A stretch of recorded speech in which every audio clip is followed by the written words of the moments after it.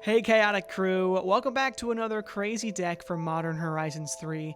We're going to get into it quick here, but first I wanted to make an announcement that June is our charity month here at Chaotic Commander, and we've got a great, donation pile going on right now. Click the link in the description below to donate to a great cause, and you know what? We're going to be giving away prizes based off of how much money we raise, and if we raise enough, we're actually going to be giving away a Jund, the Graveyard Commander Precon from Modern Horizons 3.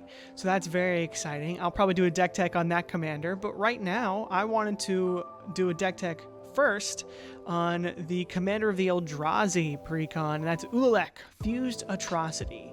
So getting right into it, Ulalek is a 2/5 for one of every color or colorless, and has Devoid, so it is colorless. When you cast an Eldrazi spell, you may pay 2 colorless. If you do, copy all spells you control, then copy all activated and triggered abilities you control. You may choose new targets for the copies. So really a fun, it's going to make token copies of our Eldrazi that we cast, and it's also going to copy the cast triggers of our Eldrazi if they have a cast trigger, or if there's, a trigger on the stack, you can flash in an Eldrazi instant or an Eldrazi with flash to do some fun shenanigans there too. So just doubling our abilities and our Eldrazi. So we're actually, since we're making a lot of token copies of the Eldrazi we cast, we're not going to be running any of the main Titans, which I think is a unique and fun take on the deck. I think it's somewhat budget. Now, to be honest, you'll see this price tag down here, $438.72 isn't quite budget. I think a lot of that is because the price of these cards are very overhyped, because Modern Horizons 3 hasn't even come out yet, right? This weekend is pre-release weekend, so a lot of them aren't out yet, and the prices are a lot higher. And for the Eldrazi Precon, some of the cards are also way more expensive than you would expect them to be. But if you get an Eldrazi Precon and you get some of the cards from Modern Horizons 3, you could probably build this for, I'm going to say, under $100 in a couple weeks. As long as you can get the Precon for around $60, $65. You shouldn't be able to, go too far over that, but I just want to jump into what this deck is all about. 2 tentacles are better than 1. We're going to be making, copies of our big boys, and we're going to make a lot of babies to help cast those big boys. So let's just go over some of the, fun cards. Of course, you got to have Awakening Zone and From Beyond to create your 1/1 Scions and Spawns. Catacomb Scepter is really good because when you're sacrificing those cards, those Scions and Spawns, you're getting Scry. We actually took the alternate commander out of this deck. This does have a bit of a sub-theme with this, but not enough to really make Azlask work a whole lot. But we do have some fun cards here. Path of Annihilation, super good ramp piece, but also creates 2 Eldrazi and can help color fix you as well. And then we have Glaring Fleshraker, which is just super good for this deck because every time you're casting, you're getting El Spawn token. And if you're paying 2 mana with Ulalek, you're getting an extra one too when you cast colorless spells. So really good there. And then some of the big boys, Benthic Anomaly, really fun to double up. Echoes of Eternity is going to be huge in this deck because when we cast a colorless spell, you copy it. But if we're copying it again with Ulalek, and then we're copying this ability, we're getting 3 extra copies of whatever we have. So Echoes of Eternity, definitely an all-star in this deck. Hideous Taskmaster, just a fun card and a big beater, but really Monstrous Vortex, such a strong card. Whenever you cast a creature spell with power 5 or greater, you discover X, where X is that spell's mana value.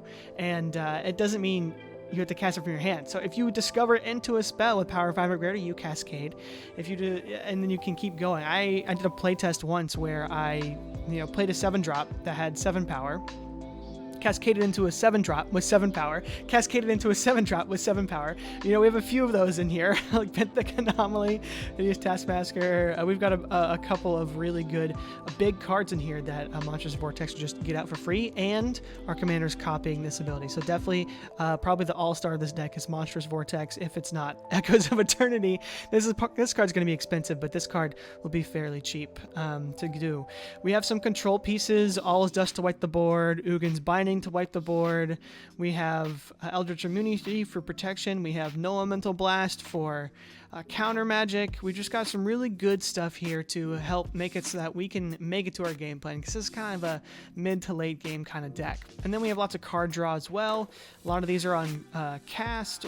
so we'll be doubling those triggers as well, or enter the battlefield. So if we're copying our Eldrazi, we'll get a second version of those.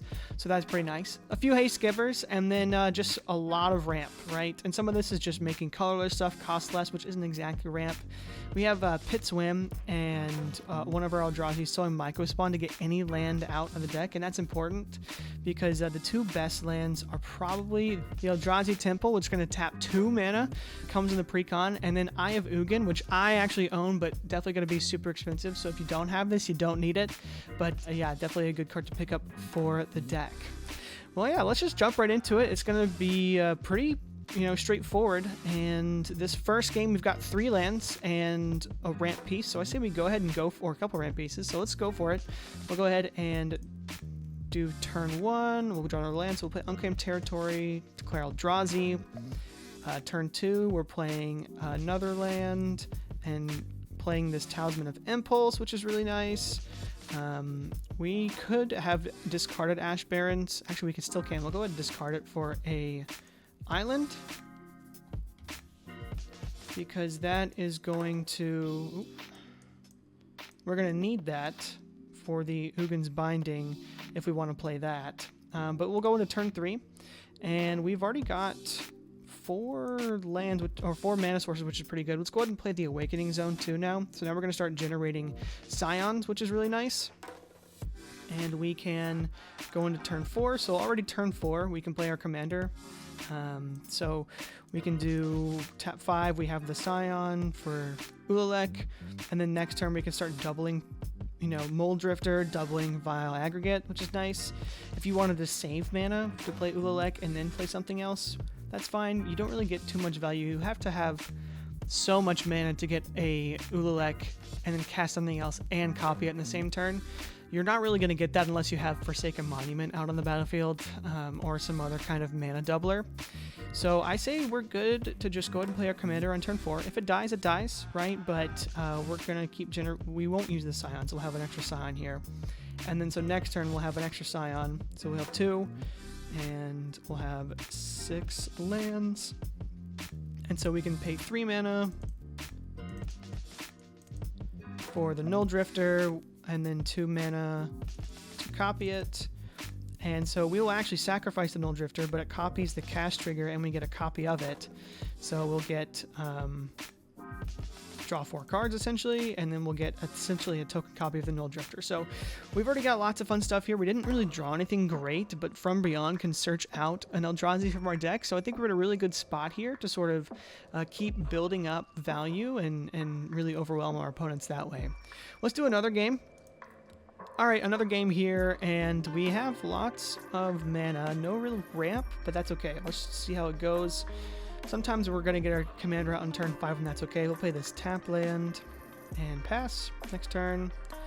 Now, typically you want to play these colorless lands that can tap for colorless before you play these ones that tap for color. You could have, since we do need the green and you don't want to pay the life, you could do that for Propagator Drone, but typically you want as much colorless on the battlefield as possible, unless you absolutely need those pips. But we'll do that. We'll tap 2 for Propagator Drone and go to the next turn. Turn 3, don't really have a play. It's unfortunate. If this is 1 less for the ability, that'd be nice, but it'll be okay. We'll just pass on that. Turn 4, we get a nice ramp piece. I really like Stone Speaker Crystal, so we'll cast that, and that'll be good. And then turn 5, we do get the commander. Ooh, Eye of Ugin is not bad either. I say we play, because we have 1, 2, 3, 4, 5, 6. We could do 7. Nah, I think it's best to play the... You could do either Eye or Mountain, but we'll probably just want to tap for our commander. So actually, 1, 2, 3, 4, 5. You can do Eye of Ugin. Tap this, and then you can tap to put a counter on it to make it a 2/6, so that's a bit more valuable. And then next turn, all our Eldrazi spell are costing 2 less to cast. So we get another mana, 2, 3, 4, 5, 6, 7. So we could cast Twins of Discord and copy it. We could cast Territory Crawler and copy it. We could cast Echoes of Eternity, which really start to, make us pop off here. I think that's probably the play. It would definitely make us the target, right? But we could totally do that. And That might be, it is. We could also copy it with our commander, right? If we had 8 mana, we are just one. Oh no, it's any Eldrazi spell, so this costs 2 less to cast. So we can go ahead and go to town here. So we have 1, 2, 3, 4, and then we'll cast it, and we'll tap 2 to copy it. So now we have 2 Echoes of Eternity, and we're going to get, 5 or 6 copies of a card whenever we cast Ulalek. So this is really sort of a great card in the deck. And you can tell we've got cards in hand that we can copy next turn. We're going to really get an incredible board presence. So around turn 6, turn 7, that's when we're going to be real big threats here. If you're playing in a fast meta, maybe this version of the deck isn't the best for you, but hey, put whatever you want in it. And let me know what you're going to put in it down in the comments below. I know that everyone loves to play Eldrazi their own way, loves to put the Titans in. I thought this is a cool, unique way to go about it, so I hope you enjoy it. And yeah, have a great week. I'll see you next time. Take care, Chaotic Crew. Bye.